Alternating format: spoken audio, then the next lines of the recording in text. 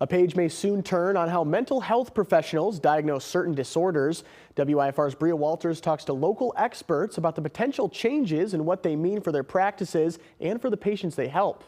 It guides almost every part of our work. A living document. That's what the Diagnostic and Statistical Manual of Mental Disorders may soon become. Nicknamed the Bible of Psychiatry, it's what clinicians use to make mental health diagnoses and determine guidelines for treatment, Which could really revolutionize how we look at mental health treatment. It's 1,000 pages and hasn't been updated since 2013. Right now it's a DSM-5 that would lead us to a diagnostic impression. Jason Soriano, owner of Lighthouse Counseling of Rockford, says that's a problem because it doesn't take into account new research or techniques. Autism is a great example. What has happened with our understanding of autism from 10 years ago is so different than now, and the DSM has not kept up. A committee made up of professionals from various mental health organizations outlined the changes in a publication for the American Psychiatric Association. The changes could also mean a new name. From an empirical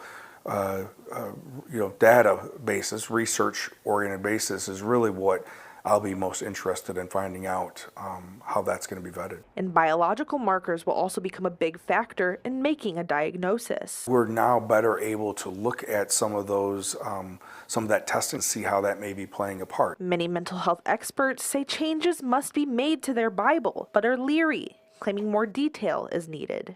I am encouraged by it, but I also I'm looking to see what is that actually going to mean. And there is no timeline for the changes. Until it does happen, Soriano says clinicians need to keep themselves updated. Us are responsible for staying up to date and not just relying on one source. In Rockford, Bria Walters, WIFR News.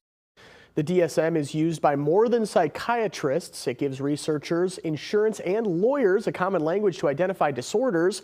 It contains more than 300 distinct mental disorders like schizophrenia and alcohol use disorder.